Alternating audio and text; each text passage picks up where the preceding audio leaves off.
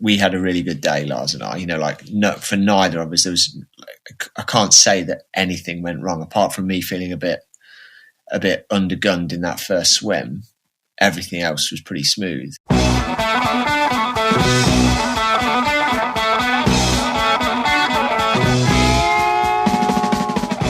Welcome to the Low Tide Boys, a swim run podcast. I'm Chip. And I'm Chris. This is episode 142 of the show. On this episode, we share our last ÖTILLÖ Swimrun Championship-related conversation for a while. Joining us this week are friends of the pod, Lars Finanger and Andy Blow, A.K.A. Team Old Man Speed. Like the band in Blues Brothers, where motley crew musicians come together for one incredible show, Lars and Andy teamed up to put on a swimrun performance. Spoiler alert. Had a great day on the archipelago a few weeks back, and it was great to chat with them about how the race unfolded for them. Is that too much of a lead-in? That's good. Dan Aykroyd and Steve Martin? Belushi. No, Steve Belushi, another Steve. John Belushi. Wait, okay. Is Steve Belushi wasn't... Anyway, strike this from the Steve record. Buscemi? Steve Buscemi. Now it's already going sideways. It's already going sideways. They haven't even got to the training update. Well, training is still in the phase of do what you feel like doing, but we foresee a mini build coming for our next race, SwimrunNC, which is taking place in just 4 weeks. Already 4 weeks. Crazy. So if you are racing the final SwimrunNC, be sure to check out our course preview episode that we did for last year's endeavor, which took place in November. So We have plenty of content around that race. Check that out. But course preview episode, I know I'll be listening to it a few times. Oh, yeah. Definitely on the plane over. On the way over. Now for this week's shout-outs. All right. This week we're shouting out Sheila and Team Flying Squirrels. So Sheila is Chipper's mother-in-law and has been a diehard supporter of us since we started the show. Dare I say, I don't know of any other family member from either of our families that actually listens to the show as often as she does. And, you know, over the years, spent a lot of time with Sheila, and she's awesome. But anyway, it just so happened that she was in Orcas Island this past weekend on vacation and heard that there was a swim run happening from Team Flying Squirrels on the ferry over. And a classic Sheila move. This is like classic Sheila. Yes. She asked them if they had heard of the Low Tide Boys. So, Rockstar, way to look out, Sheila. Guerrilla Thanks for being so marketing at its supportive. finest. Thank the you. best. The Thank best. you kindly. And she's recruiting more people. I think this is, she said that the best compliment of the whole conversation was that they asked her if she was doing the swim run. So she's Nice. very flattered that they thought that she could do the swim run. She has reported she's not looking to do a swim run. Yeah, But- unless there's champagne at the finish line. That's how we could do it. We might be able to make it happen. There you go. Now on to this week's feats of endurance. So this week we have 2 feats of endurance winners. First, a previous winner, Abby Rose. She just swam the Pailolo Channel this weekend, which is an 8.4-mile swim from the island of Maui to the island of Molokai. Molokai. There we go. Thank you. No worries. Second, Steve Henn wins in just epic Strava title category, which, hint, we can make whatever categories we want for this award. Congrats, Steve. Morning ride to Aphrodite's temple while on vacation in Greece. Strong work all the way around. Feats of endurance winners. Bonus shout out to everyone that raced Odyssey's swimrun Orcas Island over the weekend. The FOMO levels were off the charts as reported through the memes. Yeah. Except for that first swim. The first swim, we heard it was a bit chilly. I think No FOMO there. Low 50s on that one, but the day looked great, and it looked like there was a little bit of some chop on the swim there. So if you're wondering what the feats of endurance is about, head on over to our Low Tide Boys Strava Club and follow along, join, receive, and dole out kudos from swimrunners all around the world as they train for swimruns and other stuff. Yeah. Now over to the news desk for This Week in Swimrun.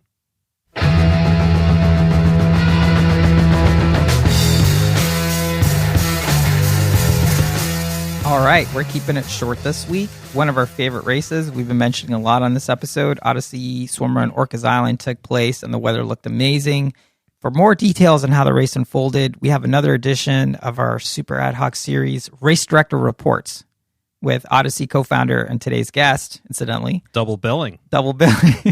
Lars Finanger. So take it away, Lars. Chipper and Chris, thanks for having the Odyssey team on to give you a Orcas Island recap. It was a pretty remarkable day out there yesterday on the 18th. Pretty unique to this race. There was no rain this year. Every other year we've had varying levels from light rain to sideways rain, and not a single drop yesterday. The sun was out all day. But in lieu of having the rain out there, the wind was out and wreaked havoc out there on the swim lakes. It was very, very choppy, especially on Cascade Lake, which both the short course and the long course races hit.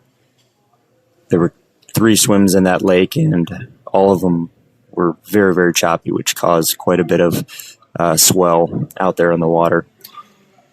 But as is known and somewhat revered on our course, the marina with the cold water from the bay started things off, and that was low 50s yesterday, so a perky way to start the day. And after that, everyone basically enjoyed either all uphill or all downhill as part of the course. So on the long course, that's a 40K race. Elevation gain was 6,100 feet. And on the short course, which was 20 total kilometers, the elevation gain was 2,100 feet. So needless to say, quads are all pretty sore today.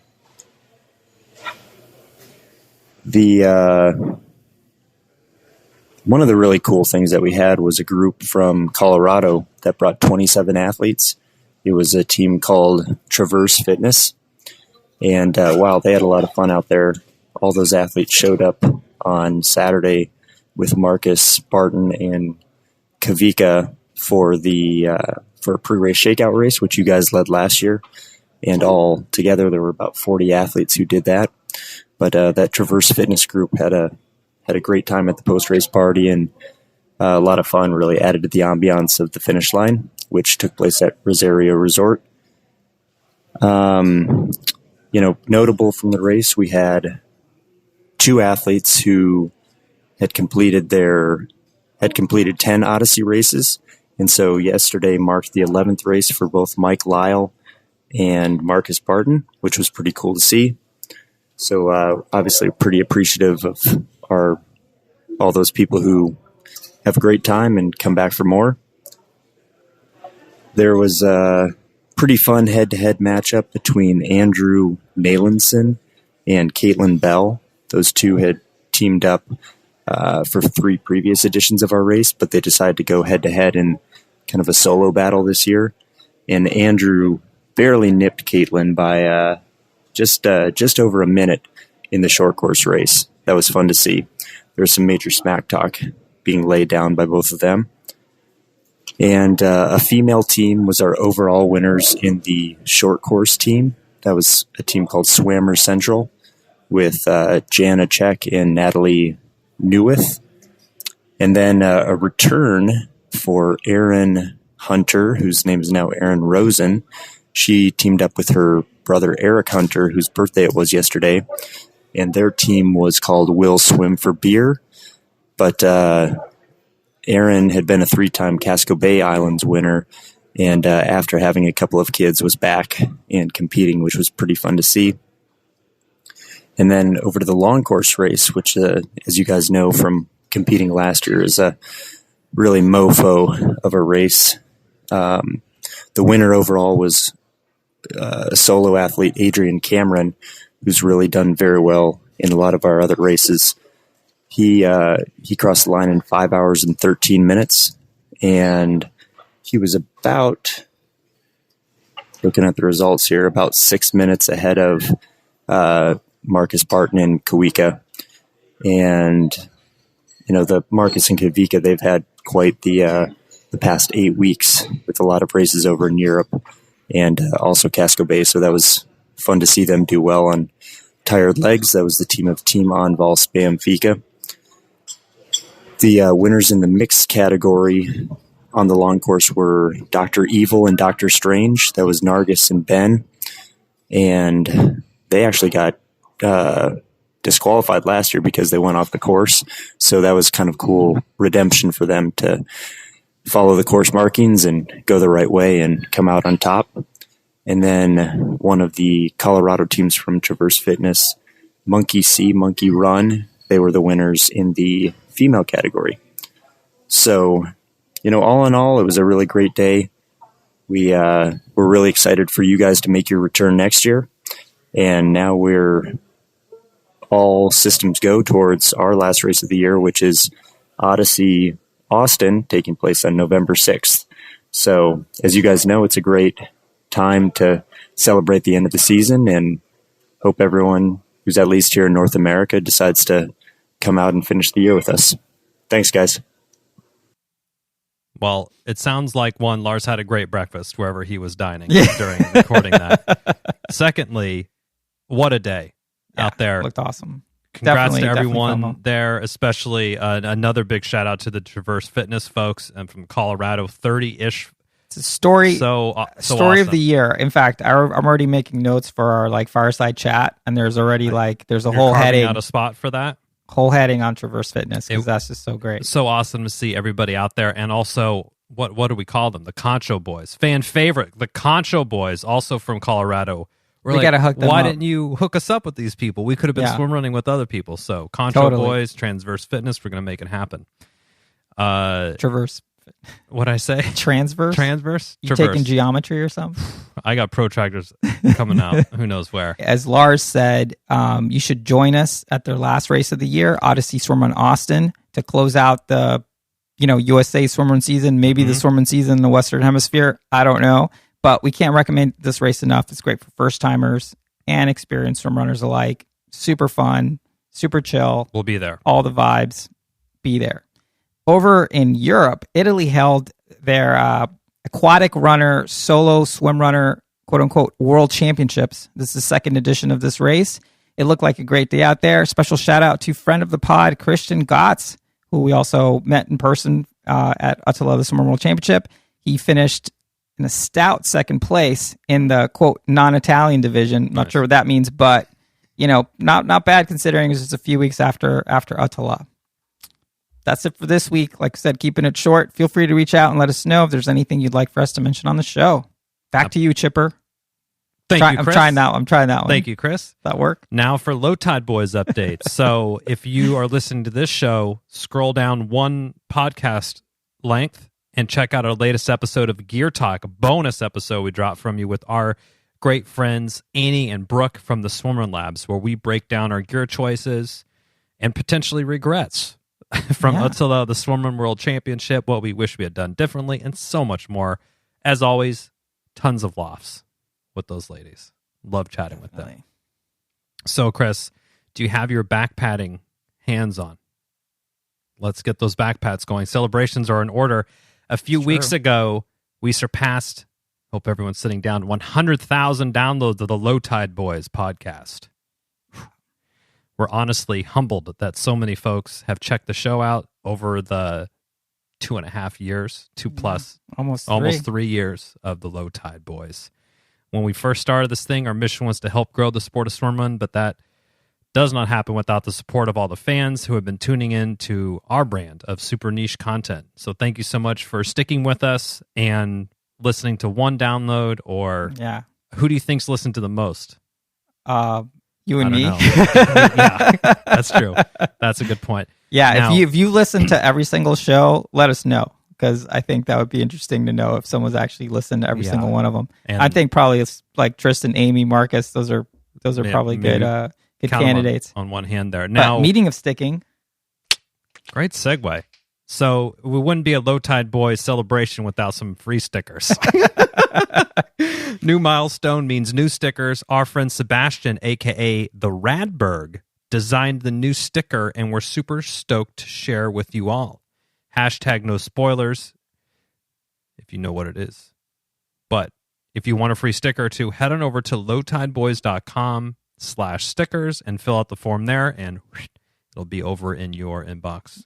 Yeah. Your mailbox. You're soon enough. Worldwide. So we have the international stamps and stuff. So it doesn't matter where you are. If you want a sticker, it's our way of giving back some love for folks tuning in. We'll throw in some Low Tide Boy stickers there. And the 100K sticker, which I'm excited. Very excited. I did show it So again, no spoilers, but I just showed that sticker to some friends, and they were like, "Oh my god, It's out of the box." It's definitely out of the box. But the Radberg has been doing these drawings, and we were looking, and we were kind of getting close to the 100K mark. And Chris and I, in one of our post podcast meetings, we're like, "What if we just ask this guy to just draw us up something cool for 100K?"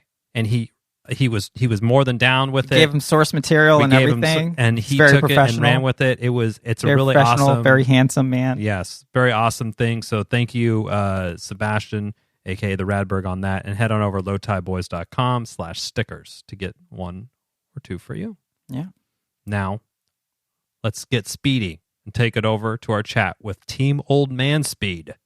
Yeah. So when a couple of amazing athletes, and we're actually mean amazing, former pro and could probably still be pro triathletes, decide to race ÖTILLÖ together and then name themselves Team Old Man Speed, you kind of roll your eyes a bit at first because you know that they're super pro, but you don't have to be a couple amateur journalists like you and me, Chipper, to know that there's probably a pretty good story there. And they're both previous guests of the show. Lars and Andy, they freaking love swim run and jumped at the chance to race together at least once their wives told them it was okay to do so. So we can definitely appreciate that level of needing validation. In this conversation, we get their race report on what was an amazing day on the archipelago, while chronicling their decades-long friendship and sharing a lot of laughs along the way.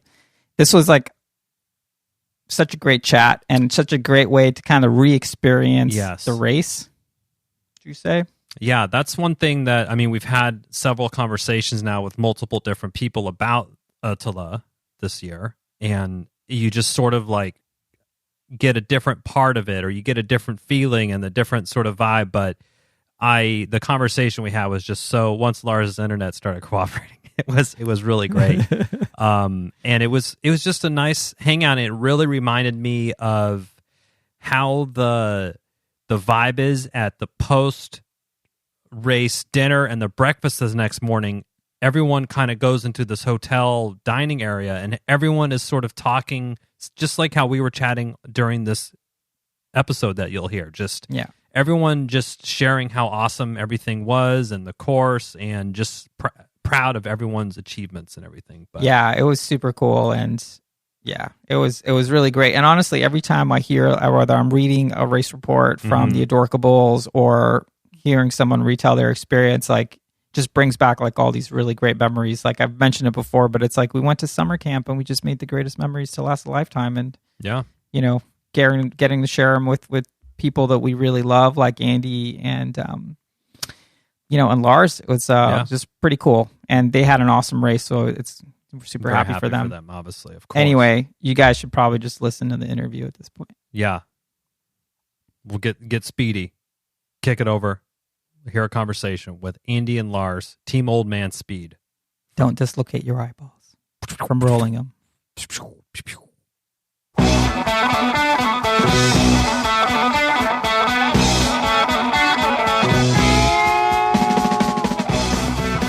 All right, so this is a real treat for us. We have probably one of the best named teams from ÖTILLÖ, the Swimrun World Championship. Yes. We have Team Old Man Speed, which I think that should have all been in quotes in hindsight. But we have Lars Finanger and Andy Blow, two stud athletes who teamed up to do the race this year. Welcome to the show, guys. Yeah, good to be here. Yeah. Wow. Yeah, awesome. We just saw you last week in Sweden. Now we're back home. Not even a week ago. I know. Here we are back. It kind of feels like it was. I was texting Chipper yesterday. It's like, I can't believe we were just doing this thing. We're recording this on a Sunday. We just did this thing on Monday. It's pretty crazy. Now you guys are super experienced. You've done this race before. We'd love to hear about how you guys teamed up to become the super team of Team Old Man Speed. How did that come about? Andy, you want me to take this one? Yeah, I was going to say this is one for you, Lars. Really, yeah. Yeah. So 5 years ago, I had a really bad situation at ÖTILLÖ. I DNF'd really after the first swim. Had kind of that SIPE experience. Took on a bunch of water. My teammate at that time, Peter Ohm, was a stud and got me to the first aid station where we dropped out. So I kind of had unfinished business and had always wanted to get back to this race. And I mean, look, it's no secret. We're getting older. There's more things that are stretching us more ways. And there were really only 3 people who I had in mind who I would possibly want to do this race again. Jonas Colting, my wife, Emily Finanger, and Andy Blow. And Andy, I guess I'll say it publicly, but you were my 3rd choice out of those. Wow. I did ask Jonas. I did ask Emily numerous times. Yeah. And thankfully, they both said no because, you know, I've had the most, just utmost respect for you, you know, over the past 10, 15, 20 years of our triathlon careers. And so lo and behold, your wife said yes, my wife said yes, which, as you guys know, is often the most important part. And we were able to do that thing. Well, that was the funny thing, Lars, because when you asked me, I immediately confidently said, yeah, absolutely. I'm in for that. As long as Lucy says that I can do it, then knowing full well that I would get a no and it would be an easy get out. And then I had the conversation. She was like, oh, well, if you really want to do it. And I was like, really? Do I really want to do supposed to say that? Whose team are you on here? I was looking for you to say no. That's hilarious. She said yes. She had some great one-liners as race day got closer too. I think my wife Emily and Lucy are very similar. They don't hold many punches with Andy or I. They keep us on a pretty tight leash. And so they were the one that came up with the name then for Old Man. Did they make sure the old man part was in there or the speed part? Which was their contribution?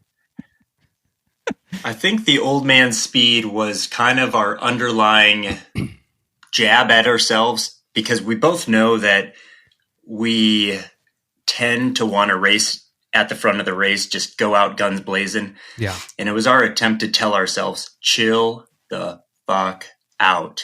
Yeah. That was also a mantra we had Yeah. on there. Just take it easy. Yeah, just keep it in her pants. Now, it must be hard because you guys are both, former pro triathletes, used to sniffing victories everywhere you go. Transitioning to a race like this, where it's a long day. How did you guys talk about sort of setting up your goals for the day? Did you spend a long time sort of strategizing like what success looks like? Yeah, we didn't spend a long time, but Lars sent me a good email about 3 weeks ago, and it just said basically, this is how I think it plays out. We don't go off too hard. We take it real easy for the first swim. We settle in. We eat loads. We drink plenty. We pace it, and then if we're both still in good shape when we hit the long run on Orno, then we start pushing, and if all goes well, we end up under 9 hours. Mm-hmm. That was basically, he wrote that in about 6 bullet points. Oh wow! So you'd already thrown the 9 hours out there. I threw the 9 hours out.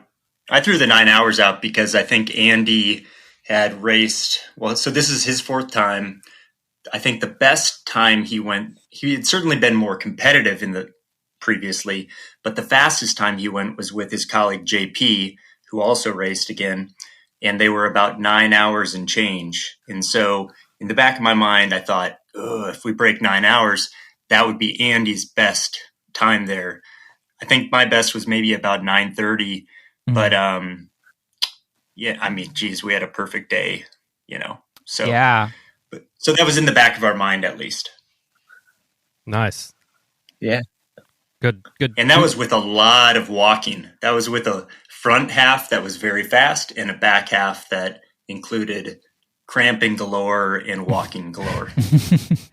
So if you sort of switch those things around, at least start off a little bit easier on the back part, on the back end where the big meat and potatoes is in terms of a lot of the runs and even some bigger swims leading up to Orno.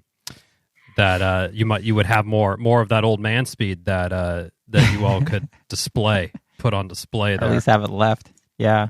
We wanted to enjoy the middle and back half of the race, because both of us had said, although we've had a couple of decent races there in the past, they've been kind of they've been aggressive starts, and it's all fallen apart towards the end, and it's always going to fall apart a bit in that sort of length of race if you haven't done the huge mileage in training or whatever, which neither of us have particularly done. And so we figured that the best option was that conservative start. I said to Lars, and I think you agreed, didn't you? It was just basically, I want to enjoy that long run and feel like I can put my foot to the floor on that, because I've hated that long run every time I've done it up until this year. And although it was really, really tough on the long run this year, we chose to make it tough, and we hit the island. And I think from before that, but from that point on, certainly we were only moving forwards. We were just overtaking people the whole time, which is a great feeling when you're just plowing through the field. Yeah, it's such a good injection of confidence. Every single team that you kind of pick off, that you're going, not speaking from like a ton of experience here, but when you do work your way through the field a little bit, it is kind of like it's a good feeling that you made the right choices early on, and that you have the fueling and the energy there to really push when you need to. So speaking of training for this, and this is one area that Chris and I we wanted to sort of pick your brains on before the race. Didn't quite work out, but we can definitely cover it now. But obviously, Chris and I, from a swim run training perspective, are in a best case scenario, right? We're neighbors. We have similar schedules in terms of school drop off and things like that, and we can do, if we wanted to, we could probably do 90% of our training together. Smash cut to team old man speed. You two are thousands of miles apart on different continents and different countries. We would love to kind of hear a little bit about how you two managed training together for the same race, but so far apart. Yeah, I mean, I just think this is hilarious. This is part of the old man speed name. I've known Andy's exploits in endurance, for 15 plus years. The guy's just a beast. He's done everything from, raced on the step-in process for the British Olympic triathlon team, to thrown out some just crazy fast running splits in Ironmans and half Ironmans, to coast, adventure racing, and just everything in between. And so he has this foundation, this life bank of endurance miles. But, I loved going to his Strava account throughout the last couple of months and seeing 4.5 mile run, 2,400 yard swim, 10K run, truthfully, that was just the extent of, one training session a day. We run about the same pace in our little training sessions. I think I swam substantially more than him. But we both pretty much had the same process, which was about one activity a day. I say about because I always sauna as well, and I think you got to count that as a activity to some degree. But we were really relying on lifetime miles, and we knew our pacing would be the same. It was more just getting onto that same, as long as we had the same goal in mind on race day, we knew that we would be just fine. Yeah, because I think, honestly, we talked very little, didn't we, Lars? What if we talked on the phone 3 times between you calling me up to see if I wanted to race and then as actually showing up? There was a quick, like, are you going to bring a tether or am I going to bring a tether? And then there's that kind of thing. And I watched Lars's running on Strava, and like he was watching my stuff on Strava, probably panicking because he's thinking, when is this guy going to actually do some training? And I knew that I didn't know how much swimming Lars was doing, because I know he does quite a bit of swimming. So, but he's old school. He doesn't Strava the swimming. So then I'm there going, I wonder what the swim fitness is like. And we had a quite hilarious, in retrospect, conversation before the start, because I knew that Lars would lead all, if not the majority of the swims, because he's an absolute beast in the water. And I thought, well, I've done about my average swim week has probably been like, honestly, 6,000 yards or something like that. And so I've done I think I did 1 week where I did 9,000 yards. And you were pretty proud of yourself for that. And then, I asked Lars when we got there, like, how much swimming you've been doing? He's going, I've been doing about 30,000 yards a week. And I was like, holy shit, this is like... But he was like, yeah, you'll be fine. We're just going to take it steady. And so on the first swim, we decided not to tether because tactically I've tethered every other time I've done it, but it usually results in a bit of knitting in the first swim, with all these tethers kind of becoming combined. And I thought, do you know what? We just want to stay way out of trouble, because respecting the fact that Lars got kicked in the face a few years ago, like had a really bad situation. We decided that the first swim, we're not going to tether in case anyone else gets in our way, and we're going to break right and just swim along the side of the main body of the field. And so we jumped in. I jumped on Lars' feet, like a couple of 100 meters in. It's not going too bad. I'm working probably a bit harder than I thought I wanted to work, but I'm like, this is just, you're just finding your rhythm at that point. It's like 10 minutes into a 9-hour day. And then I feel the gap going, and I'm like, oh shit, this is gonna. And then the gap really goes, and then of course I'm swimming like 3 times harder than I need to, because I'm aware that I've got my guys up the road, and then Lars did have the decency to look back, and then I've been in his position before, racing with someone who's not quite as strong in the water. And you get that sinking feeling like this is going to be a long day if I'm going to be dragging this breeze block around with me the whole time. And so we basically got out the first swim a little bit further back than we maybe had anticipated, even though we were saying we were having a steady one. And I don't know if he heard me, but I sort of said to Lars when we got on the first island, I was like, way to go picking a partner for this one. And, I did hear that. I did hear that, but I got to interject and just say there's a reason why I love going to the extreme right side of that. There's a little pier on the right hand side. I don't know where you guys entered the water. We did the extreme right as well. We run down. Did you see that little wooden pier? Mm-hmm.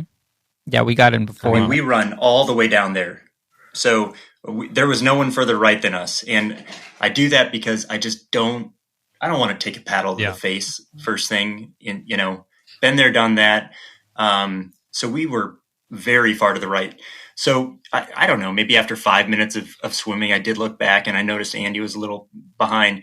So at that point, it was easy to pick him out because we were so far to the right. No one else. We were breathing to the left, and we could see the entire train of swimmers over there. Andy's not giving himself credit. I was able to ratchet it back a little bit, but that was our plan anyways. And it was a reminder of just, hey, stick to the plan. The plan wasn't to blast this first swim. It was to just ease into the day. And, I do want to talk about our other game plan, which was really eating our way through the race course. That was a huge focal point for us.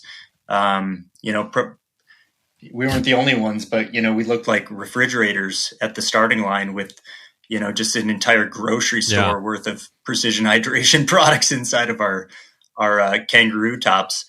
But we made a point to really eat our way through, through that course. So let me ask you, one thing that Chipper and we've been reflecting a lot on is like, this race is so challenging and it's so unique.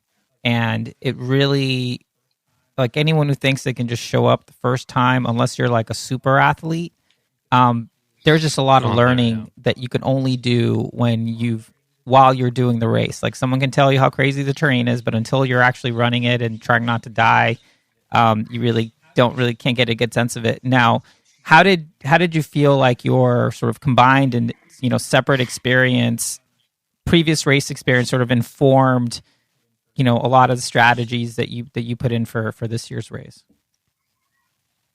I think one thing we said was like, just basically it's really easy to get injured in this race. So especially on those first few islands when it is like rocky hell, it's you just got to stay calm, not try and kind of be those heroes that are going down the outside, taking a risky line, doing an ankle in or something like that. So there was a lot. And I remember the first time I did the race in 2014, doing those first couple of islands and then looking at my watch and thinking, doing a quick mental calculation, thinking we're going to be out here like 15 hours based on the progress we've made to this point.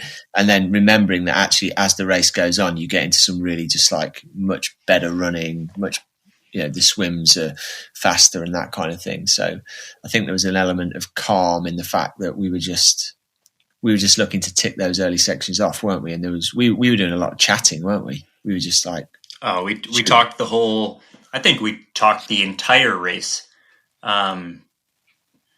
We even talked on Orno. Yeah, a little bit. I wasn't doing much talking on Orno. Put the hammer down. Andy was actually the one who put the stick down on the on Orno.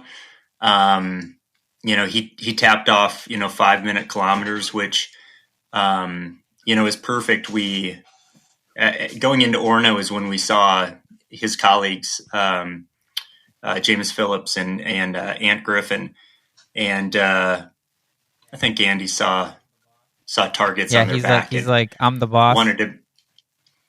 Well, that's maybe the ulterior reason why Old Man Speed was named.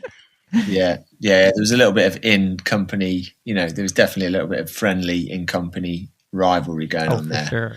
And those because I raced with JP a few years ago, and we were a great partnership. And Lars was saying we just missed the 9 hour by like 20 seconds or something like that. We were dawdling up the hill at the end, and everyone was like saying, "Come on!" And we thought, "Oh, it's all right, we're nearly there." And then, of course, we crossed the line and realised, we've just missed going under 9 hours.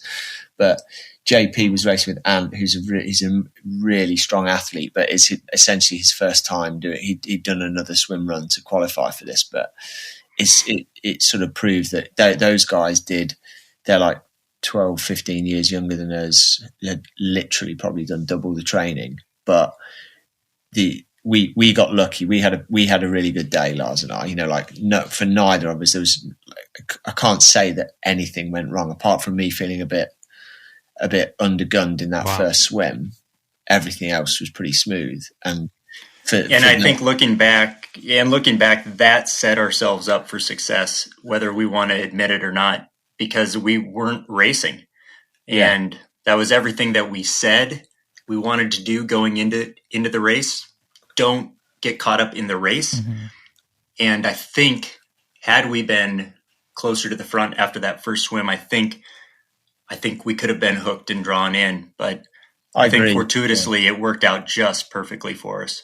Yeah, I think we were a bit further back than we would have liked to have been, which if anything kind of almost like set the tone for, okay, well, maybe we're just not. I honestly thought in that first swim, I was like, well, this just isn't going to be a great day. I'm just going to be hanging on the whole time. So we throttled it back, and it is amazing how long it takes, or how long it's taken me anyway, to learn that lesson over the years. Because I feel like this was truly it's certainly the first time doing this race where, for our level of fitness, our pacing was like actually exemplary. We were just getting faster the whole time. Like Lars, we came off the last swim, the last little splash swim onto Uto to the finish. Lars was looking at his watch, like working out the timings, and he was pretty convinced we could go under 9 at that point. And also he'd looked back and he thought he'd seen JP and Ant just getting in the water like just behind us. So he's kind of lit the blue touch paper as we got onto Uto, and honestly like ran a 4-minute K for the first K and then backed it up with a 4:30 or something like that. And to have the energy left to be able to do that at the end is something I've never experienced before. That last run in the past has always been just an absolute march to the finish. So you didn't do what Chipper and I did, which we took a strategic walk break so that when we turned the empty left it all out there. Yeah. Are you saying you were preparing to look good for the cameras? No cameras were. Hey, we may be the only team who didn't get a finish line picture. So I think you guys, your strategy was to make sure that you looked good in the videos. I don't know. I mean, I feel like we kind of messed up the finish line experience. We saw Marcus and Beak, and we're super happy for them to have an awesome race. Yeah, but we definitely didn't get the memo of like, you gotta like look dramatic and hug and do all that stuff and so we probably messed up our finish line extravaganza as well. But But yeah, I mean, it's such a crazy race, and I think, speaking for Chipper, I think we're still processing everything that went on because the terrain is so ridiculous. Now, having done it a couple times, is it the same for you guys? Are you guys still just like, oh, like, well, how did this island go? Could we have done this better? Or are you just content with, you had a great day, you're moving on with your life, and you don't have like some sort of Seabiscuit complex where you feel like, oh man, if we only would have just done X, Y, and Z, we could have done 8:45 or something. I don't know. I'll let Andy answer it for him, but because I've been in you guys' shoes as well. After that first time, all I could think about was, oh my God, here's how I'm going to train for this now, knowing what I now know. Also knowing that there is only one Stockholm archipelago and you can't replicate it, anywhere. I think what Nicholas Ramirez and Anval have is, and what the Swedes have. I mean, you saw this. Sweden's 5, if not 10 years ahead of the rest of the world on that course, and they probably always will be. Yeah. Just from entrances and exits, knowing how deep or shallow water is. But to get back to your question, I had been in your shoes where I thought, okay, I'll go back and train like this, find a partner who, has similar goals, wants to race at the front, and or wants to, to really push it. And I think this time around, the mindset was just completely different. It was feel strong all day. Just do it for the core group of people around you. Don't race anyone for the love of it. And I don't know about Andy, but I truly am. I closed that chapter on Monday. I don't feel like I have anything left to prove, and that's not to mean that I raced and beat people who I wanted to beat. Nothing like that. I just feel really content with the way that it worked out. I'm just very thankful that someone like Andy wanted to do the event with me. I think was a similar good time, and there's other just incredible events out there as well that I'd love to go do. The only way I can see myself going back would probably be if my wife wanted to do it, which she never will, or when my daughters get older and want to do something like that, which that's 15, 20 years from now, and I may not be walking at that time. Actually, an old man's. Yeah. Yeah. They may literally be pushing me across the rocks. Yeah. So you let me down for Team Sub 8 next year then, Lars? You're saying you're not hard pass. Yeah. No, I feel like what a really instructive thing for me from this one was like the one where I've consciously tried. I tried really hard on the day, but where I tried the least hard to do well is where I've done the fastest time. Now I know the weather was good, which is definitely a big factor, but the weather's been pretty decent for all of the ones that I've done. And I certainly would echo what Lars said about enjoyment. Like, and this is nothing against the other guys that I've raced with, because they've been fantastic race partners, but the way we've raced has made it more stressful to a degree. I would say I got it a little bit closer to better with JP when I raced with him, because I'd built on the first 2 experiences. But this 4th one, we achieved a great result based, probably punched above our weight in terms of fitness because of getting the pacing right, getting the eating right, just having a bit of course knowledge.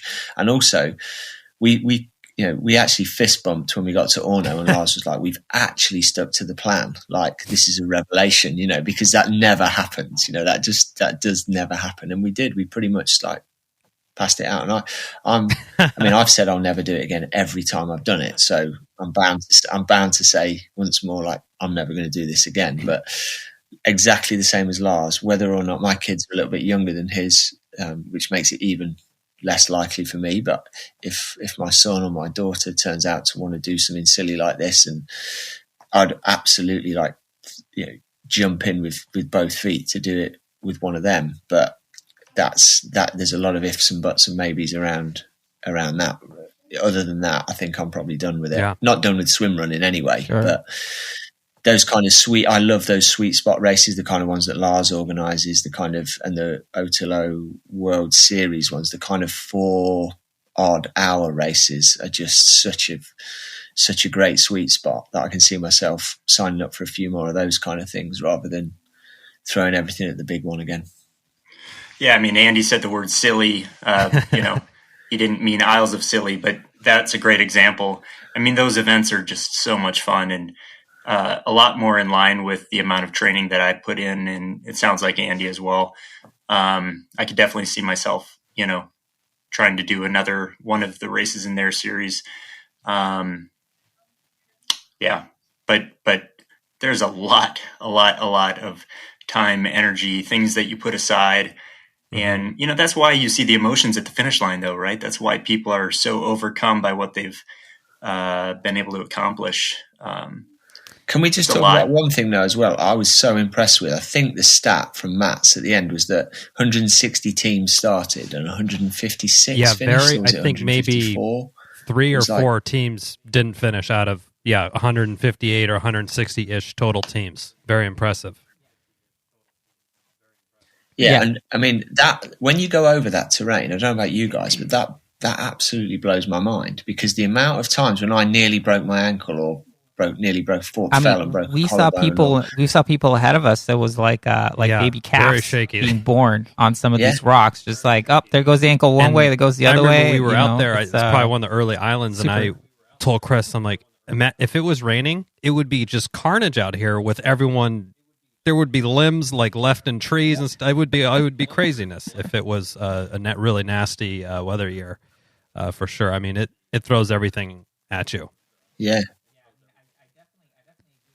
Yeah, I mean, I definitely agree as well. Like this race it's a unique thing. It's a unique quest. It's like, do I want to start some streak and do it every year? No. I mean, I definitely feel like having done it once, I want to do it at least one more time.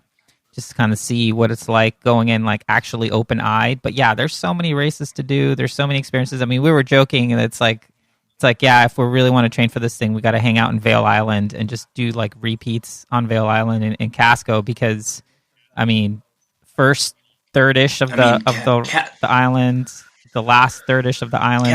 Casco Bay is even just like it's like JV. Totally.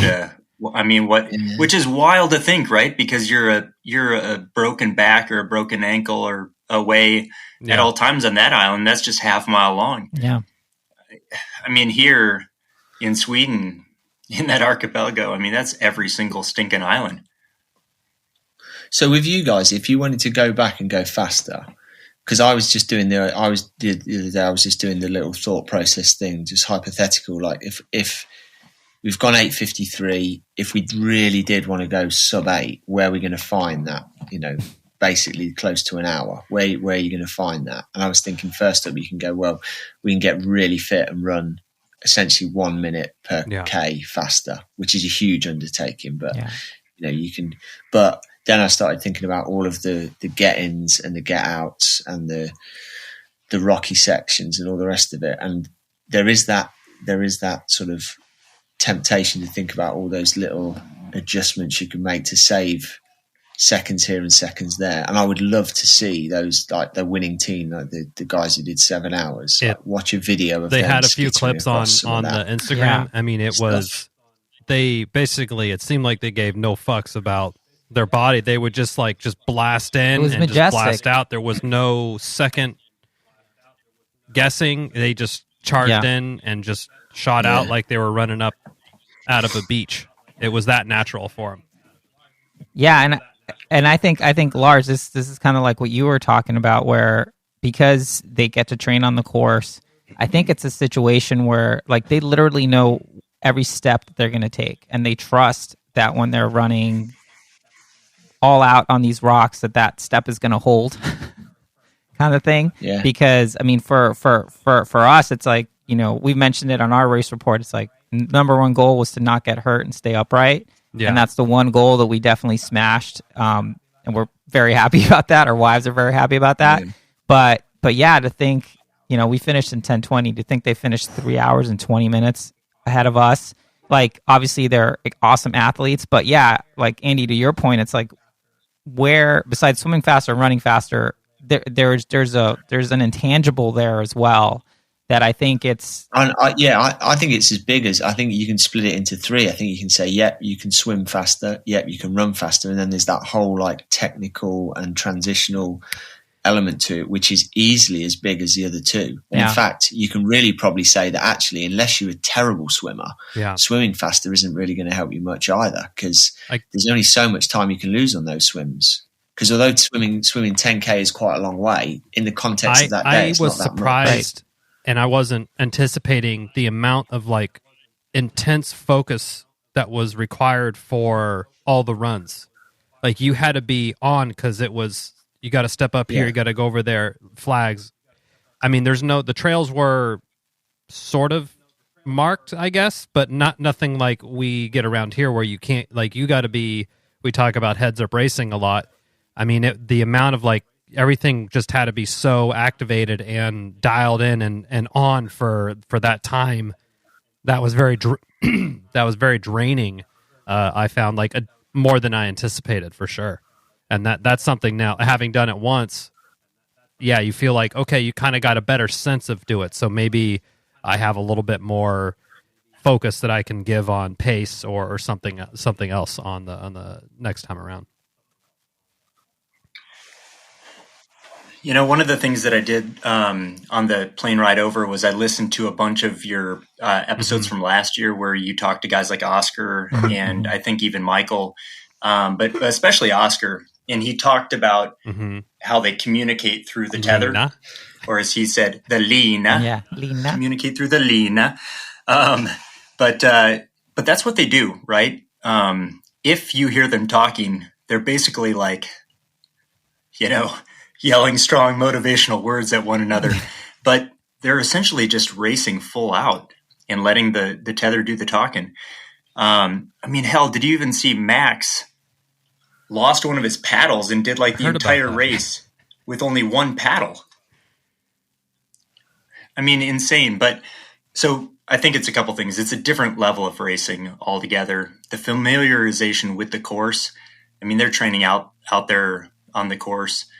They're specifically training for swim run. Yeah, you know, you guys, to some extent, there are a few others in the U.S. who train specific for swim run, but not many still. Yeah, we're a couple of dads. Elites. We're not athletes. We're not trying to. Yeah. Yeah, and I mean the pedigree. I've always thought, and Andy, I don't know what you think. You know, the talent's like there in the UK, but I've always thought if the US was to ever, you know, have a shot like at the podium, you'd have to have your top Xterra athletes coming out to give it a shot. And it would have to be the cream of the crop Xterra guys in their prime. And even then, I think the course familiarization just wouldn't be there. Yeah.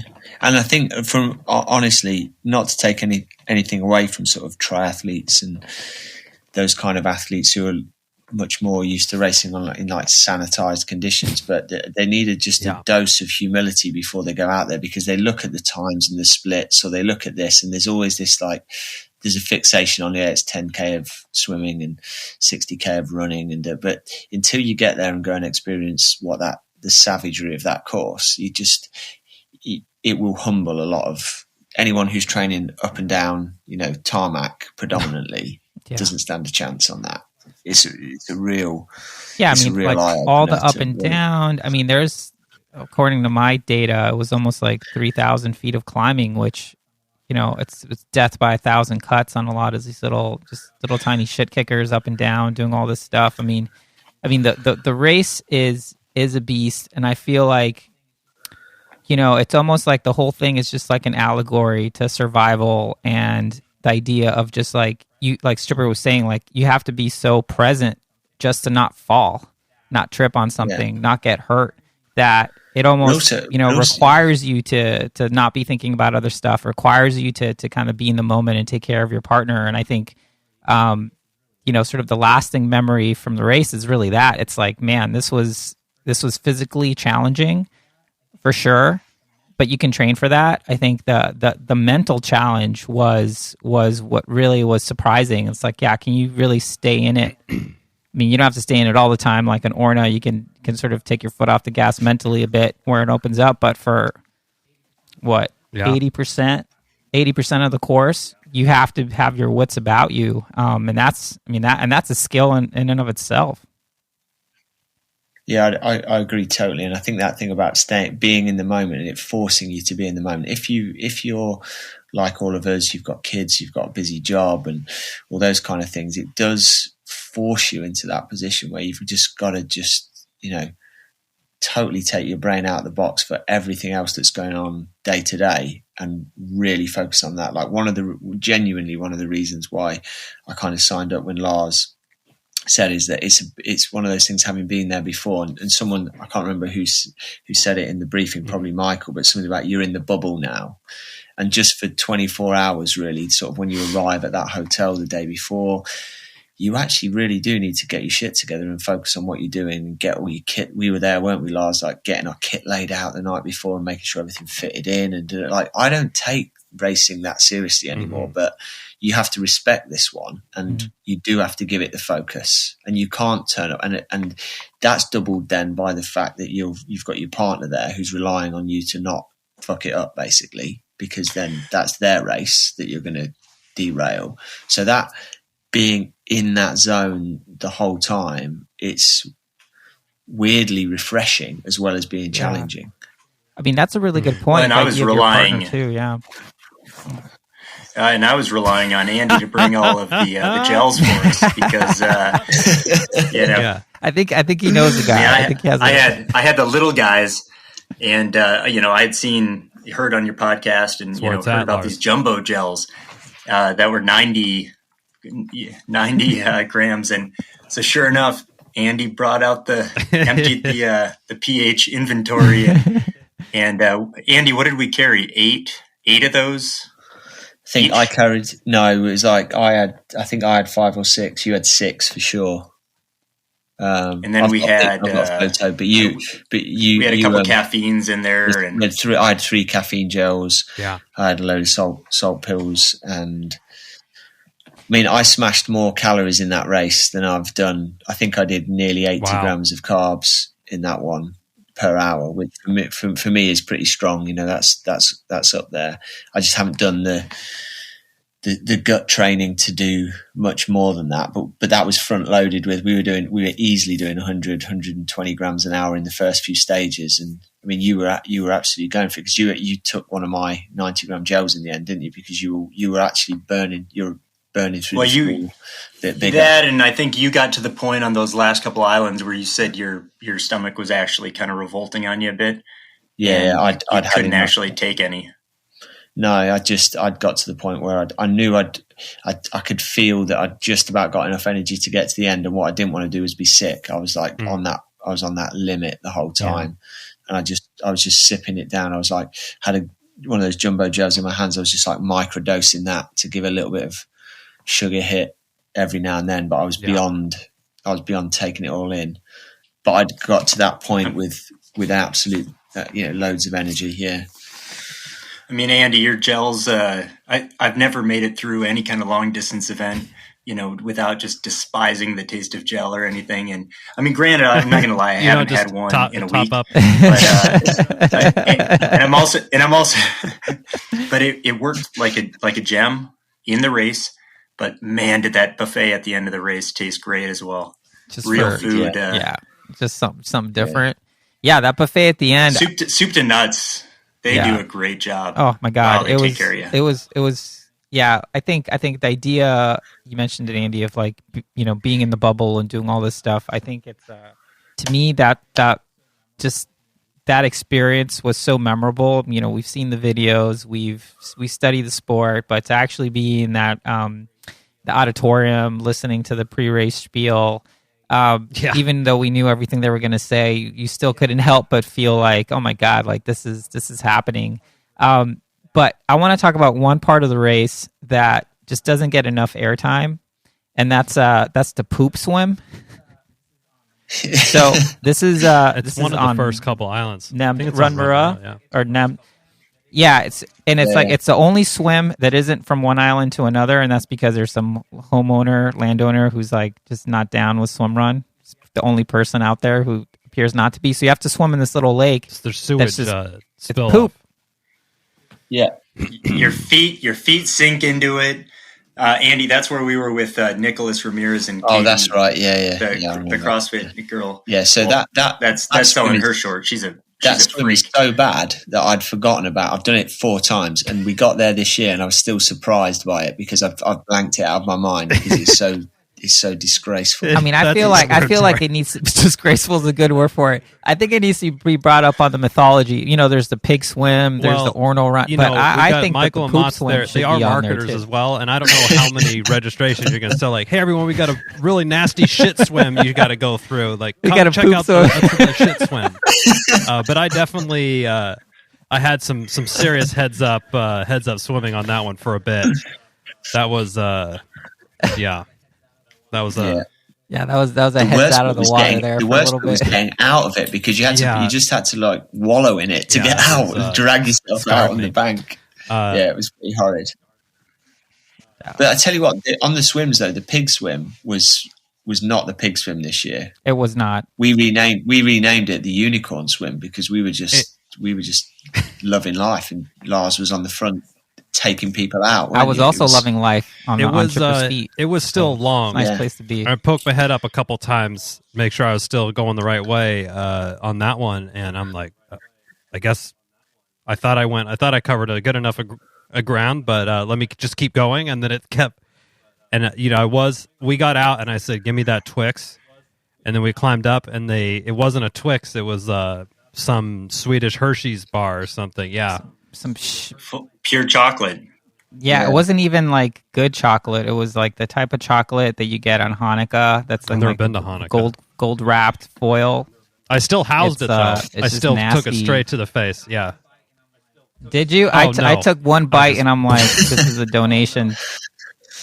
That was my only bit of deliberate littering. Actually, was to cast that into the bushes. I had a bite. Oh no, They had, we're a gonna trash, get they had a DNF. trash bag straight at the top of that rock, and I didn't even take a bite. I just chucked it right So in that if this trash makes it can that back was right at the to top. Michael and Mott's, we're demanding you restore the proper Twix on the pig swim. Bring the Twix back. I forget who Hashtag- said it, but hashtag bring she back put your it so Twix. nicely. Yeah. She said it didn't even have the biscuit inside of it. I think it was Maria. Maria, and was talking on the live coverage. She said, "Oh, this year it wasn't a Now we real need to Twix. bring- It didn't have the biscuit." Chris, we need to, next time we come out, we'll bring over Costco size Twix for everybody. Well, now save what them. we need to do. Halloween's coming up, so the day after Halloween, We'll when stock it's all up on on some super Twix. sale, we'll fully stock. We'll bring them to Austin. Wouldn't that be funny? We just send like ÖTILLÖ like a giant box of Twix, fun size. Good luck. Good luck finding your way out to Fienholmen or Morto or whatever that island was that, where they all are. Can you? I just can't. It blows my mind. Picturing Michael and Mott setting this race course up, that blows my mind every time. It blows my mind that they have a front runner who goes in advance of the first running team to make sure that all the flags are still there. Then that they have a sweeper who finishes after the last runner, picking everything up. The fact that these people pop out of the weeds, and there's just magically volunteers everywhere. It's exceptional. The it's whole just an weekend incredible is experience. just an exceptional event and experience. There's no other way to put it, I don't think. Yeah. No, absolutely. I mean, But you know what? Here's my hope for you guys. Oh. And this may actually not even bring you back a second time, but possibly a third or fourth or fifth. You have to have a shitty weather year. This was too good of a weather what? year. I agree. You have to have rain, sideways rain, cold water. I mean, this year wasn't exceptionally cold either. I know it sounds like super masochist or whatever, but that's part of I think I've the subscribed experience to that is for just sure, like- and we talked about that. But have I that also cold. was like, it's hard enough on the best conditions ever.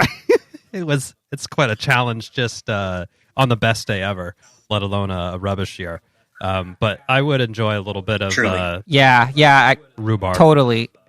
I mean, I would like like a classic year, maybe not 2017 style where it was just ridiculous, but like a classic year would be good, just to be like, all right, we had the, but this was sort of immediately after the race, like, oh, it would have been great to have like the OG experience. But now that a couple days have gone by, it's like, hey, this was the day that we had. This is what the weather provided. Might never come again. I guess 2018 was the only other time it was this nice. So, whatever the gods, the swimrun gods throw at you that day, that's what everyone has to face. And it sort of stands alone in its place until the next year, where that race will stand alone as well. But yeah, I think speaking from our side of the garage, it's kind of like this was just an amazing experience, and we're not done with it just yet. But I think, like you, Lars, it's there's so many races to do. We had a guest on a while back, Vila, who was saying I could do this race every year, but other people need to get a chance to do it, and we need to, maybe come back every 5 years or something. Who knows? But yeah, in terms of just like a race experience, I think for us, this was definitely like the top of the mountain. And I'm curious for you guys that have done so many different types of things, like, how does this performance kind of rank? I know it's still pretty soon. The race just happened. Maybe it requires a little bit more reflection. But in your mind, sort of like, how does this sort of performance stand up in sort of in your pantheon of good performances? Ooh, I reckon for me, it's not in the top 3 or top 5 of like out and out athletic performances, because I'm just not fit enough to do that anymore. But very, very proud of the execution of the race. Like we stuck to the plan. I can honestly say, not just because he's here, I had the most fun racing with Lars. It was like one of the nicest experiences. We had an awesome day. Like, to have the character that he's got, because he says it wasn't too bad, but we got out that first swim, and when you're waiting for your partner after 10 minutes, it's like, it takes a lot to just kind of suck that in. And he was just so upbeat about the whole thing and kept together. There was not a moment all day when we had the minorest of disagreements or a harsh word. It was just so much fun. And the reason that's so good is not just because that's a nice experience in and of itself. It's because we've got to the point where that's exactly what we wanted to achieve. And then to kind of tick the box of, this is the fastest we've both gone. We've beaten a few people who maybe on paper we shouldn't have beaten. They're like, overall, if you put that in a package and put a bow on it and give it a satisfaction rating, it's really, really high. Sounds like everything you could have wished for. So, and to start. Yeah, and then those waffles the next morning for breakfast, just 11 out of 10. Yeah. I mean, not to echo him, but I'm just so thankful that I got to do it again. I mean, look, we're strong athletes, don't get me wrong, but I had some major demons inside my head. Yeah. Which is the first time I've ever had this, but 10 strokes into the swim, I was good to go. But I was really apprehensive, just replaying what led to my DNF 5 years ago. It was a big deal to me to be able to put that in the rear view mirror, kick it out the back. To have someone like Andy who was totally up for it. Like you said, we didn't really talk leading into it. We didn't, we throw each other some, funny Strava comments. We just knew that, really our only goal was to get to the race uninjured. Yeah. Because we knew we weren't going to have the volume. And then when we came to race day, if we could stick to our game plan, which was just ease that first half, then see where we are. I mean, it felt like magic the whole day. It was just a great experience. I've never been satisfied in a race before, but I'm completely 100% satisfied with how that went. I mean, it was just everything I could have asked for and more.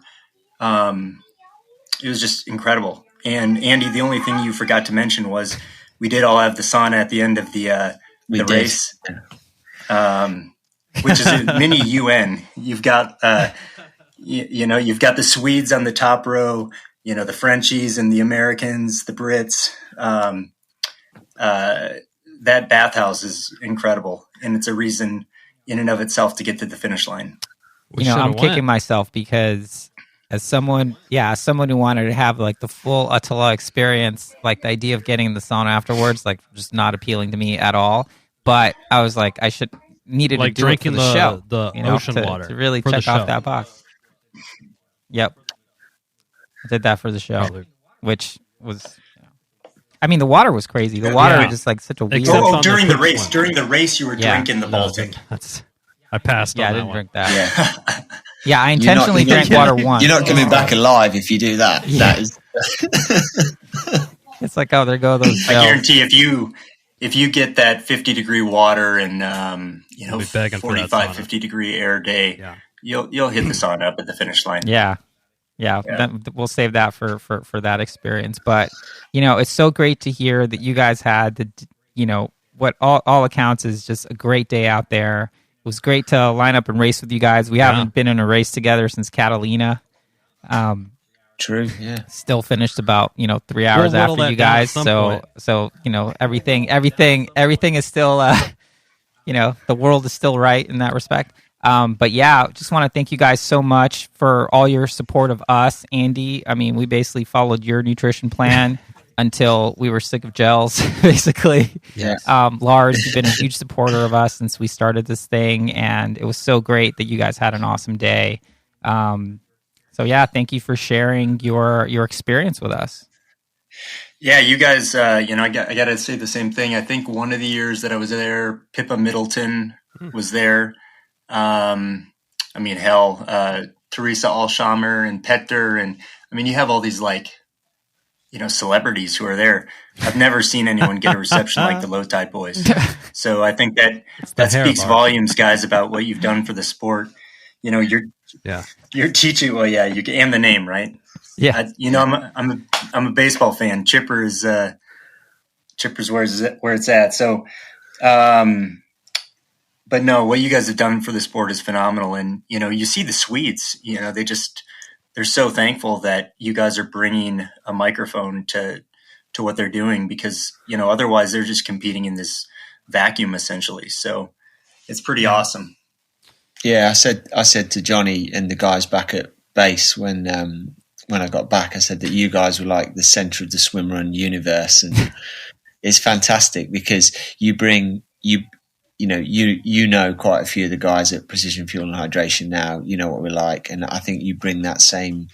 We sort of take it seriously, but not too seriously. Yeah, we take it seriously enough to want to do it properly, but at the same time, it's a bit tongue in cheek. You can't get too. Oh, absolutely. Yeah, I mean, honestly, and I think that's why we're so simpatico with all the PFH crew. Everyone we've interacted with has been great. It's like, yeah, we take it seriously. We just don't take ourselves seriously because that's just you just can't. My only complaint was the choice of bar for your get together. Oh, we got it. They fully refused. They fully refused me, Lars, at the door. We got it. So we had our happy hour, which so many people showed up. We were very happy with it. Wait, hold on, Chipper. I'm going to stop you because Chipper was having a lovely dinner with Bronwyn and Greg of the Boston Red Sox in the same place. And I was like, well, I'm just going to leave early so I can meet and greet everyone. So Chipper is having a relaxing glass of wine, whatever he's doing. Meanwhile, I'm in charge of all PR activities. I get a call from Andy on WhatsApp being like, hey, where is it? We're here. Da, da, da. I'm like, yeah, just come on up. I mean, there's tons of people who are not dressed including myself. Yeah. And I was just being so distracted, and I was like, I got to deal with this. At one point, literally, Jonas Colting showed up, and I was like, Jonas, would you mind going downstairs and just showing some chest or something to the security guard to bring our folks up? But at that point, you guys had already left, and it was just, I mean, I was super bummed because it was a dress code. It wasn't up to snuff. dress code violation. Yeah, my like Lululemon tracksuit was not. You did. It It not- was a Oh good man, look. you were looking suave Cozy. too. I thought you were. At first, I thought you were saying you wore the wife beater tank like you've got on right now. No, you were looking ready to, spend a night on the town in that Lululemon suit. I think my parting shot to the guy on the door was something like, come on, dude, Yeah. this is 2022, and he was like, Yeah. and he was basically like, yep, but Wow. we're still not going to let you in. That's some BS. So we went next door for tacos, and we did have really good tacos. So Tacos. it all Oh, ended I up like like that. that. Tacos. Yeah. Play on. Well, Play Andy, on words. There you Lars, go. thanks again for spending some time with us and reliving the war stories. I guess 6 days out, but your preparation and your execution of the race, we are so happy with how it turned out for you all, and it was great to hang out the entire weekend and at least be at the same start shoot, and then we went through the same finish shoot as you all, but just a bit further back, but. 100%. Well, what I want to do, guys, is make sure that you can get across to the UK next year to do the swim run that we've got down in Cornwall, That the because I think you hokey-cokey? guys would love that. And if Yes. you are training up for ÖTILLÖ, the hokey cokey, because we're getting behind it with precision fuel and hydration, because John Yelland and the guys who put that one on, they are every bit our kind of people. They love the sport. They're sort of, it's all grassroots and getting people involved. And what we're going to try and do is have a bit of a house, a party house down there, where you guys will be very invited and come and do the race with us, and it'll be fantastic. And Lars, if you make it across, we maybe race I together like again. Oh, hey, I didn't say I wasn't ever going to race with you again, so sign me up for that. There we go. And the other part of that, Chipper and Chris, if you ever have a Dennis, partner at ARC, if you have Dennis ever on the show, ask him about the PH guys at the Isles of Scilly. I'll just leave it at that. Oh, But when he says they have a house and they know how to party, he ain't Nice. lying. Well, there's one thing we like is I love it. a house with a party at it. I love it. That's our type of place. It's a great Great. movie too. Awesome. All right, guys, guys. I'm going to continue to follow your exploits as well, and no doubt if and when you get back to to Sweden, to that the mother, the beast, we're going to follow you guys every step of the way on their live coverage. Cheers. Yeah. So Andy, we'll see you at some point, and Lars, we'll see you in Austin in a couple months. All right. Looking forward to guys. it. Sounds good. All right, See you guys. soon, fellas. Cheers. Thank you. Ciao.